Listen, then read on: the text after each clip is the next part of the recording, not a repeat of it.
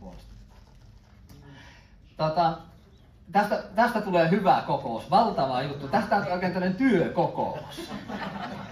Nimittäin saarnamiehet aina saarnaa niistä asioista, mitkä on sydäntä lähellä ja välillä tästä meitä ilkutaankin. Ja on kyselty näin, että no milloin sitten viimeksi saarnasit työn tekemisestä. Ja vähän irvalla, että kun te hengellisen työntekijät teet työtä. Mutta tänään minä saarnaan työn tekemisestä.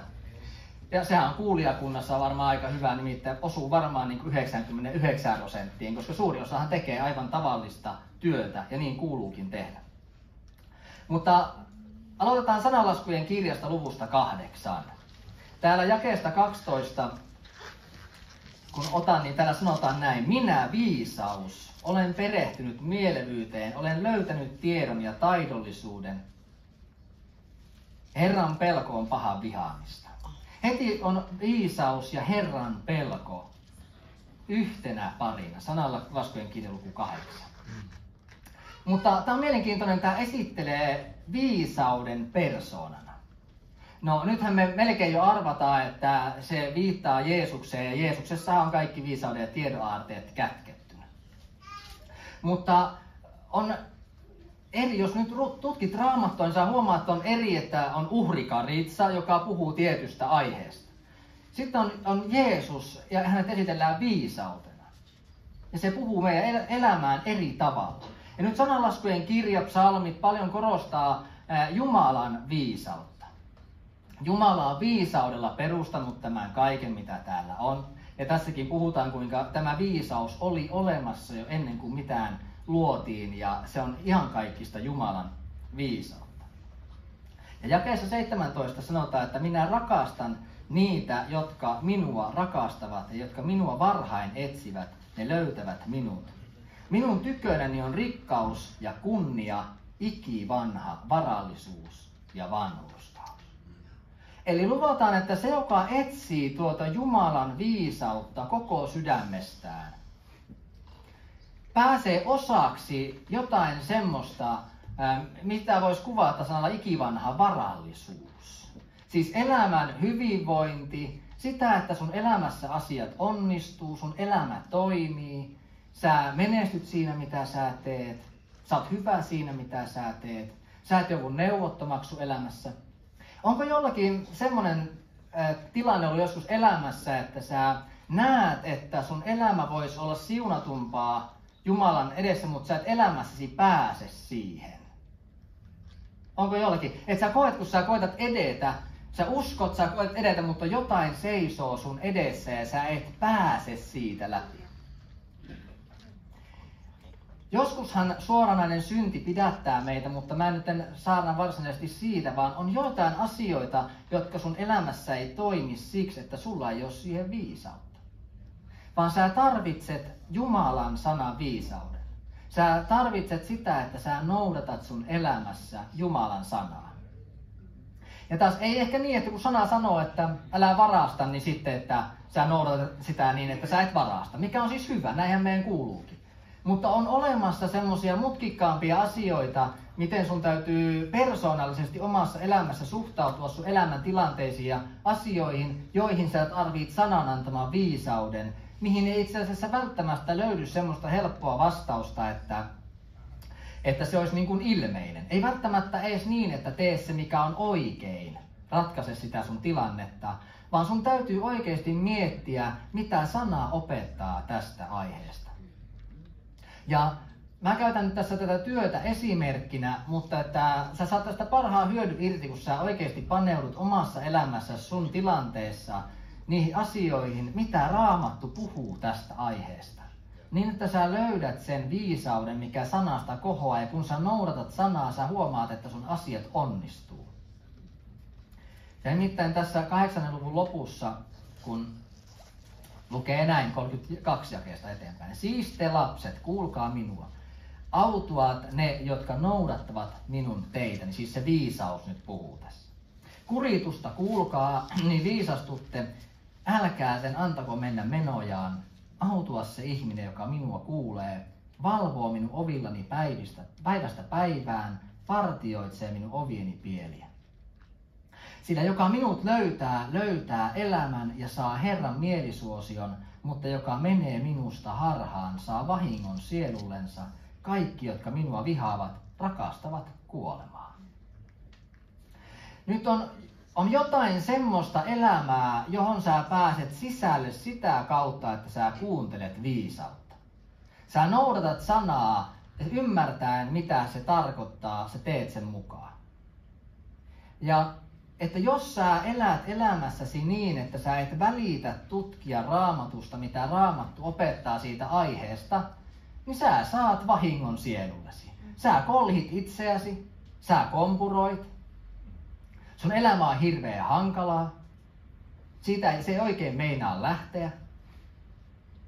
Ja näinhän on jokaisella, joka Kristuksen ohittaa tietenkin. Hän on se kulmakivi ja sanotaan, että joka sen kiven hylkää, hän siihen loukkaantuu ja ruhjoo itsensä siihen.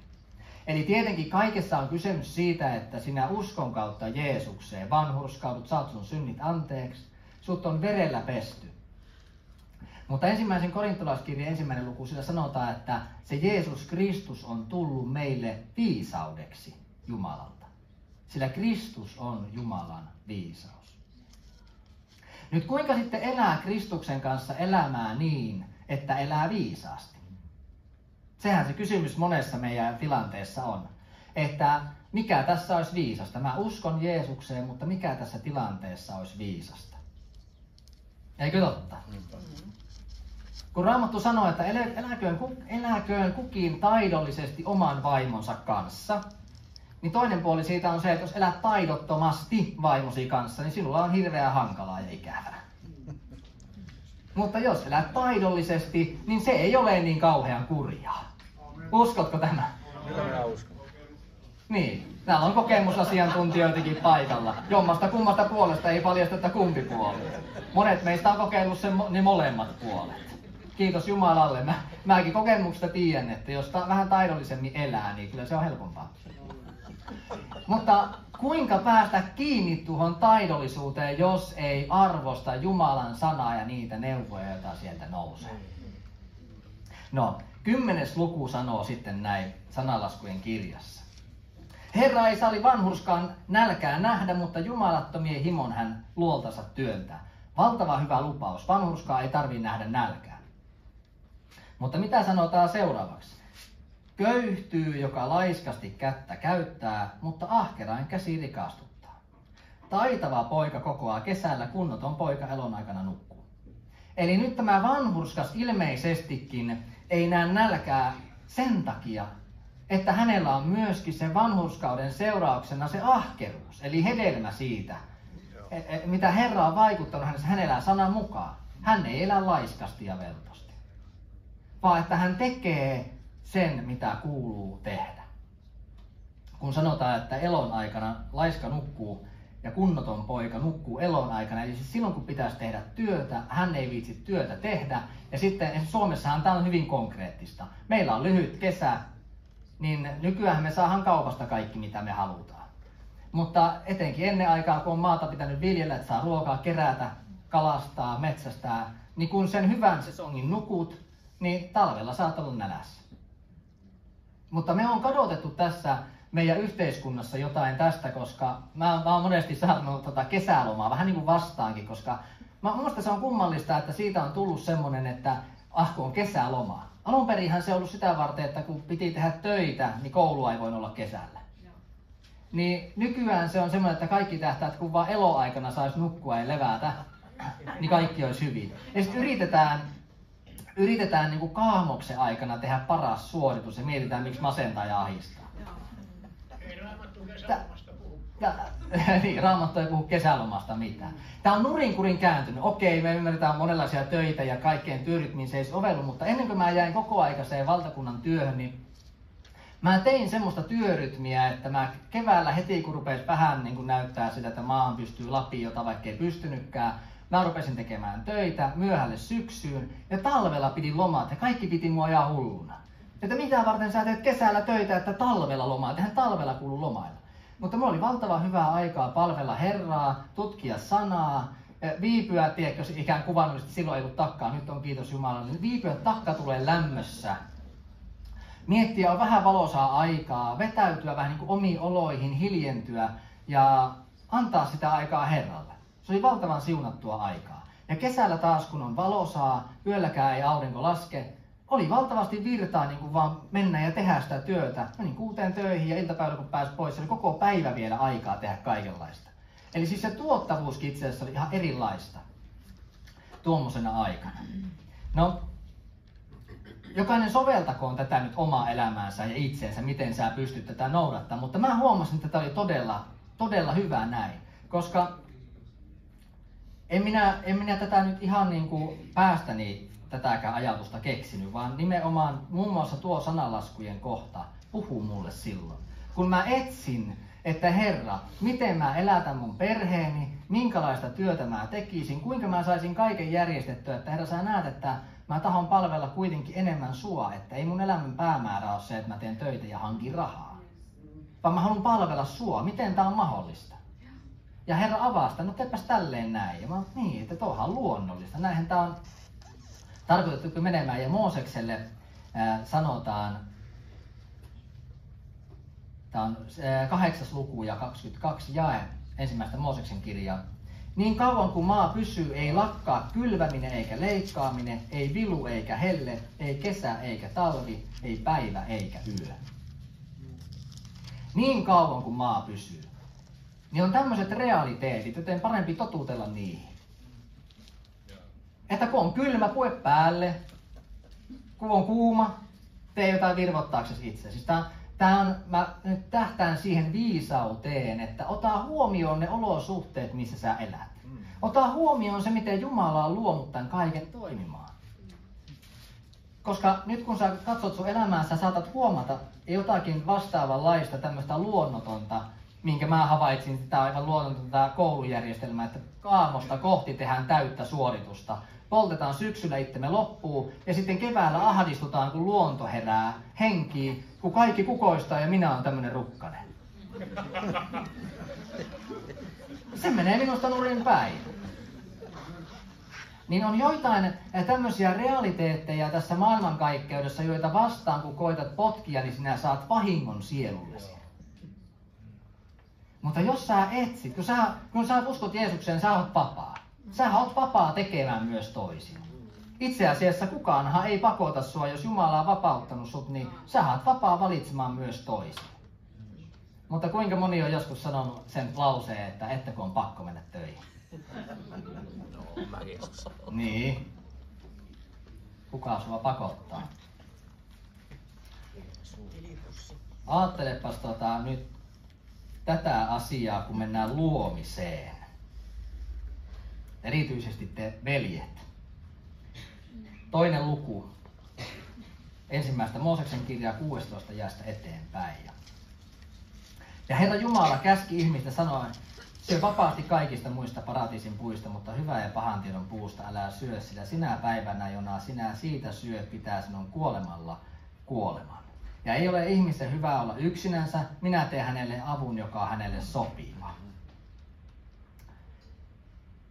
Ja Herra Jumala teki maasta kaikki metsän eläimet ja kaikki taivaan linnut ja toinen ihmisen eteen nähdäkseen, kuinka hän ne nimittäisi. Ja niin kuin ihminen nimitti kunkin elävän olennon, niin oli sen nimi oleva. Ja ihminen antoi nimet kaikille karjaeläimille ja taivaan linnuille ja kaikille metsäeläimille. Mutta Aadamille ei löytynyt apua, joka olisi hänelle sopiva. Ensimmäinen työpäivä. Jos sun eteen tuodaan kaikki tämän maailman eläimet, että nimeä nämä, niin mitä se on? Se on työtä. Se on työtä. Naista ei ollut vielä edes luotu, niin mies teki jo töitä. Eikä ole näin. Tämä on aivan yksinkertaisen helppo ymmärrys tästä näin. Mutta sitten kun mies teki työtä, niin Jumala ei muuten hyvä tehdä yksikseen. Tehdä apu, tehkää yhdessä. Niin nyt jo luomisessa Jumala antoi työn ihmiselle. Tässä vaiheessa syntilankemusta ei ole tapahtunut, joten on mahdotonta, että työ olisi kirous. Koska kirousta ei vielä ollut. Kirous teki työn tekemisen vaikeammaksi, mutta ennen sitä se oli siunaus. Mutta Kristus Jeesus otti päällensä kaiken kirouksen, että sinä saisit siunauksen. Sulle siis kuuluu siunattu työn tekeminen, ei semmonen kirottu otsasi hiessä pitää leipäsi syömän. Sähän saat ihan vapaaehtoisesti ilolla palvella Jumalaa tekemällä työtä.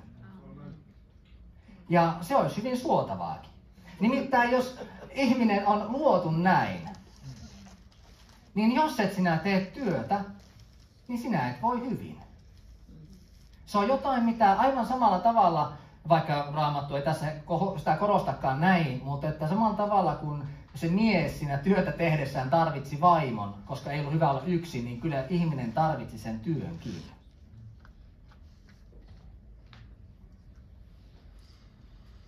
Että se on siunaus. Mutta minkälainen on meidän asenne? Tässä maassa on valtava semmoinen työn pakoilun mentaliteetti. Ja mä oon ollut rakennustyömailla töissä, niin se on käsittämätöntä. Että mistä ihminen saa sen ajatuksen, että kun tavallisesti Pekkasten tähden perjantaina työaika loppuu siihen iltapäivän kahvitaukoon, niin kun on vappu, se loppuu jo 11. Mä tyhmänä kerran kysyin, että mistä tää tulee. Näin me vaan tehdään niin. Ne kun kaikki tekee niin kukaan ei voi puuttua siihen, mihin päällikötkin lähtee, kun ne on vappu. Aina on vappu hyvällä. Työjuhla.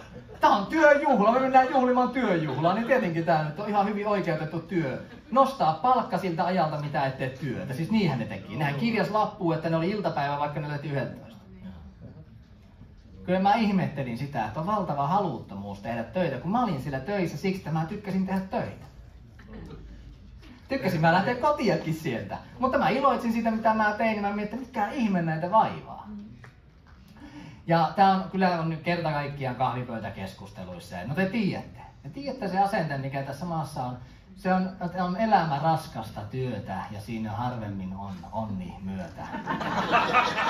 Sen tietää vain yksin suomalainen.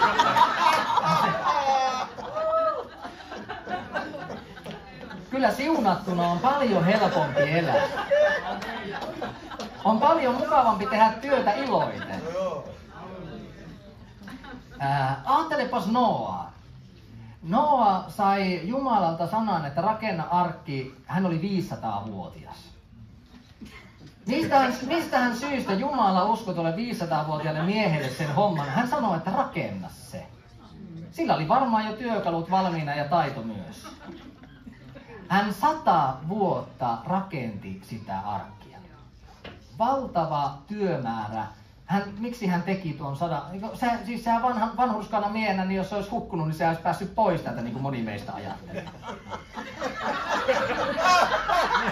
Näinhän meidän asenne soveltuu, että miksi se teki 100 vuotta töitä elääkseen 350 vuotta sen jälkeen. Kauheat määrä turhaa työtä, mikä menee aivan hukkaan.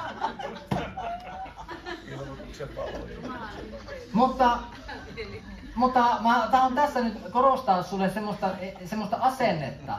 Mä vähän väritän tätä, mutta sä saat eikä pointista kiinni. Niin, mä haluan herätellä sussa oikeanlaista asennetta. Jos sulle tarjottaisiin nyt, että tee 100 vuotta töitä, niin saat elää sen jälkeen 350 vuotta, istuttaa viinitarhaa ja tehdä töitä sitten siellä, niin tekisitkö? Mä oon niin innoissani työn tekemisestä, että mä oon viime aikoina läheiset tietää, mä oon vähän kuopinut maalta, että kun voisiko saada kaikilta semmoisilta, ketkä ei halua tehdä niitä tunteja, mitä ne ei käytä itselle, niin minä tekisin. Niin mä muuten ne menee ihan hukkaan, jos ne lojutaan. Koska ihminen kokee valtavaa tyydytystä siitä, kun se tekee jotain, mikä hyödyttää. Eikö ole totta? No mutta jos et sä tee mitään, mikä hyödyttää, niin sulla ei voi olla sitä iloa, mikä siitä tulee. Eikö totta? Niin eikö sitten ole ihme juttu, jos on vaikka masentunut? On sitten muitakin, mä en tarkoita sitä. Mutta tekeillä se ehkä saattaa olla siksi, että jos ei tee päivässä mitään hyödyllistä, niin se päivä tuntuu hyödyttömältä just siksi, että sä et ole tehnyt mitään hyödyllistä. Niin, tämä on niin yksinkertaista. No miksi me ei sitten eletä siinä, niin sehän johtuu meidän asenteista ja meidän suhtautumisesta tähän elämään. Mennään Jeesukseen.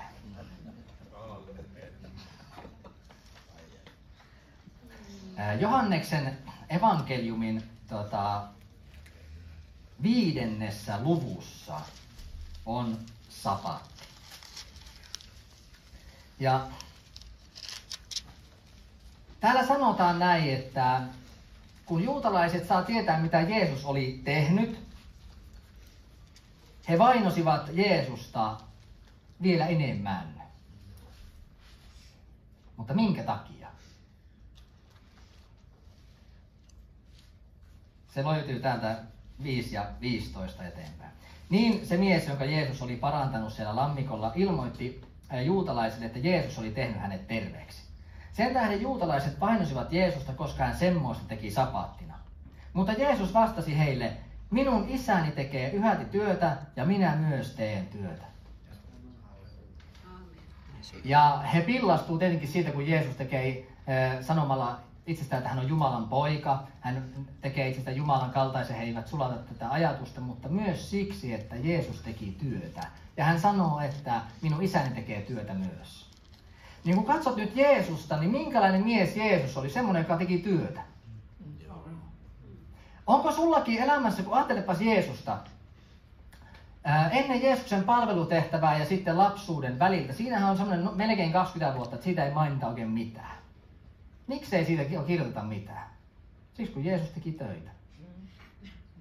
Onko sullakin elämässä semmoinen 20 tai iso pitempikin jakso, mistä sulla ei oikein mitään kirjoitettavaa, kun sä oot vaan tehnyt töitä? Älä ollenkaan väheksy tai häpeile sitä. Jeesuksellakin on semmoinen pätkä elämässä. Se teki töitä. Se oli puusepän poika. Täytti kirjoitukset hän, joka oli nuo kirjoitukset. Hän, joka oli tuo toinen Aadam. Aadam aloitti elämänsä tekemällä työtä. Jeesus toisena Aadamina, jos näin ajattelet, niin varmasti teki työtä. Ja vielä kun otetaan Johanneksen evankeliumin 14. luku sieltä alusta, niin sanotaan näin, että älköön teidän sydämenne olko murheellinen. Uskokaa Jumalaa ja uskokaa minuun, siis Jeesukseen. Minun isäni kodissa on monta asuinsijaa, jos ei niin olisi, sanoisinko minä teille, että minä menen valmistamaan teille sijaa. Eli mitä oli alussa, mitä oli Jeesuksen maanpäällisessä elämässä, mitä Jeesus tekee nyt? Töitä. Hän valmistaa teille sijaa. Tämä on ilmeisestikin viittaus semmoiseen vanhan galilealaiseen hääperinteeseen, jossa sulhanen käy kosimassa morsianta ja sitten lähtee valmistamaan hänelle sijaa. Morsian valmistautuu omalla tahollaan ja ottaa sulhasta, niin kuin mekin nyt. Ja sitten taas tämä sulhanen meni takaisin isänsä kotiin ja sinne isän kodin kylkeen rakennettiin yksi huone lisää, koska perhe laajenee. No tämähän on varsin niin kuin tämmöistä käytäntöä, mikä vanhassa Suomessakin on ollut, että kun perhe laajenee, niin rakennetaan lisää huoneita. Niin tämä viittaus on selkeästi samankaltainen. Jeesus menee valmistamaan meille sijaa. Siellä on monta huonetta. Jeesus lupaa, että jokaiselle oma paikka. Eli Jeesus tekee nyttenkin työtä. Hän lakkaamatta rukoilee meidän edestämme ja valmistaa meille sijaa. Joten mikä tulisi olla meidän sydämme asenne suhteessa työhön ja työn tekemiseen? Ja tässä kohdassa on niin hyvä käyttää sitä, että ottaa oppia mestarilta. Niin se taito opitaan. Katso, miten Jeesus tekee. Mene mestari oppiin tässä, kuinka mestari tekee työtä. Hän rakentaa ihmisiä. Mutta on oikein hyvä tehdä käsillänsä työtä. Se on valtava siunaus. Sitten vielä parantumisesta. Ajatus tähän loppuun. Nyt mä tiedän, mä oon päässyt avioliiton kautta osaksi työhullua perhettä.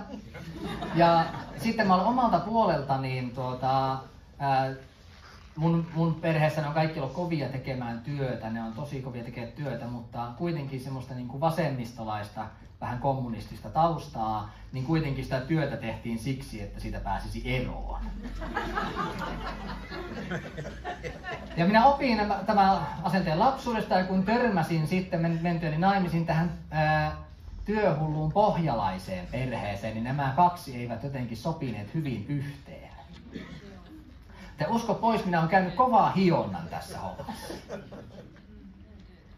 Kun hebrealaiskirjeessä sanotaan 4. luvussa, niin on Jumalan kansalle sapaatin lepo varmasti tuleva. Sillä joka on päässyt hänen lepoonsa, on saanut levon teoistaan, hänkin niin kuin Jumala omista teoistaan. Puhutaan sapaatin levosta ja Jeesus itse sanoi, että hän on sapaatin Herra, ja se menee niin päin, että sapaatti eli lepopäivä on ihmistä varten, ei ihminen sitä varten. Aivan samalla tavalla voi ajatella, että se työ on ihmistä varten eikä ihminen työtä varten. Amen. Niin, koska lepopäivästäkin hän voi saada valtavan vaatimuksen ja suorituksen aikaa, jos oikein väkisellä yrittää levätä. Mutta sanotaan kuitenkin näin, että ahkeroikaamme siis päästä siihen lepoon, ettei kukaan lankeaisi seuraamaan samaa tottelemattomuuden esimerkkiä. Tämä on hyvä ilmaisu. Ahkeroikaamme päästäksemme lepoon. No missä tuo lepo tulee? Sehän tulee Jeesuksessa meille.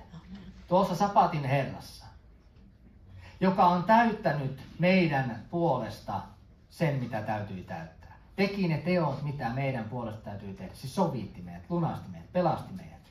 Hän, joka teki sinun puolestasi kaiken ja sanoisi ristille, se on täytetty.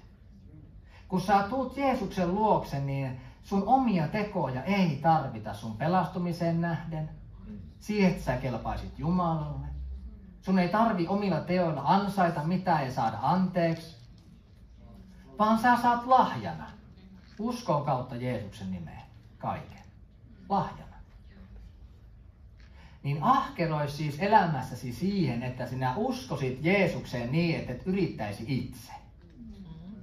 Näin Paavalikin kuvaa uskon vanhurskautta, että minä ahkeroin ja kilvottelen siinä, että minä en niin kuin lähtisi tämän uskon vanhurskauden ulkopuolelle rakentamaan jotain omaa, vaan luottaisin siihen, että kun Herra sanoo, että se on täytetty, niin se on täytetty.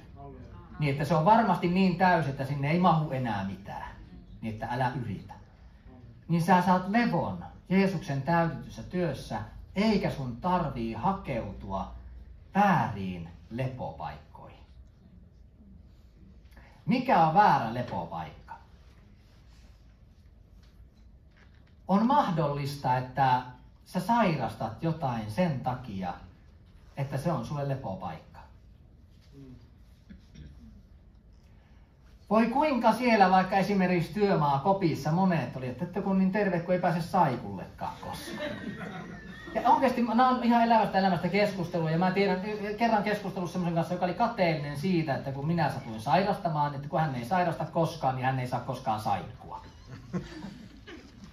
Se näki sen sairauden valtavana armahduksena pois siitä työn tekemisestä. Kun minä ajattelen, että kauheata, että kun sairastaa, niin ei pysty tekemään mitään.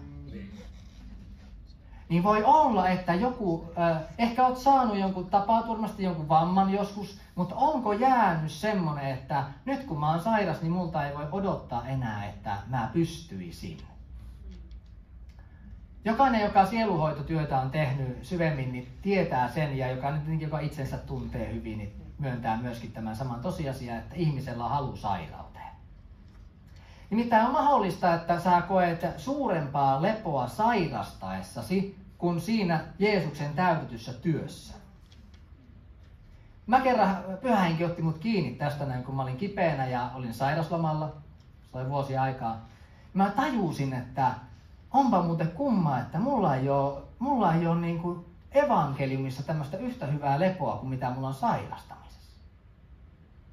Että miten tää voi olla, että kun sanotaan, että sapaatin lepo varmasti, lepopäivä kuuluu mulle, mutta mulla ei ole tämmöistä lepoa Kristuksessa, mutta sairastaessa on. Mutta eihän tää näin voi mennä. Ja mä hylkäsin sen aivan vääränlaisen ajattelumallin ja sen asenteen siitä, että sairaus tuo mulle levon. Ei tuo. Jeesus tuo mulle levon. Hänen verensä tuo mulle levon. Vapauttaa. Ja tämä veren tuoma lepo, siihen ahkeroi.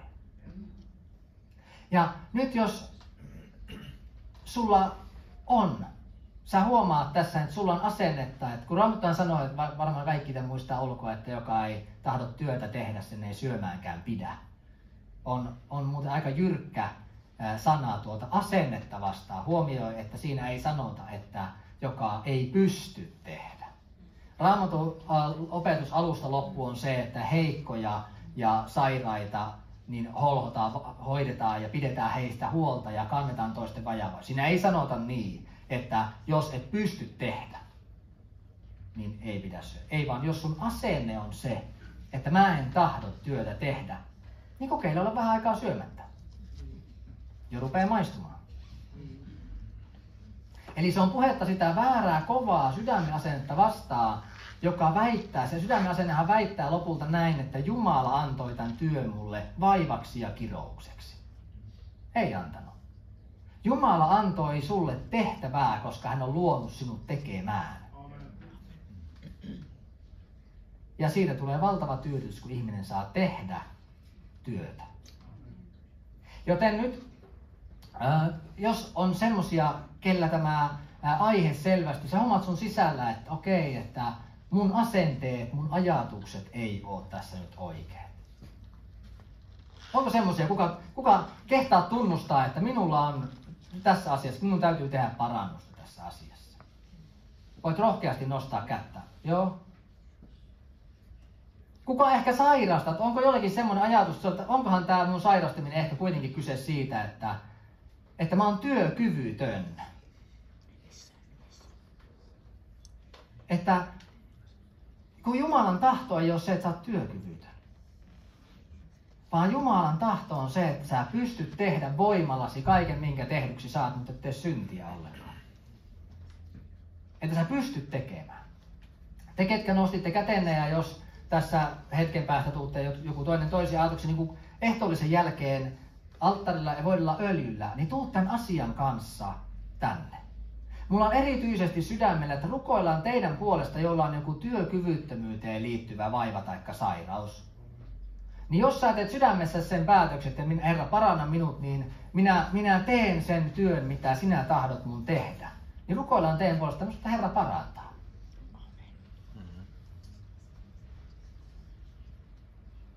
Aamen. Olkaa siunatut ja palvelkaa Herraa iloiten.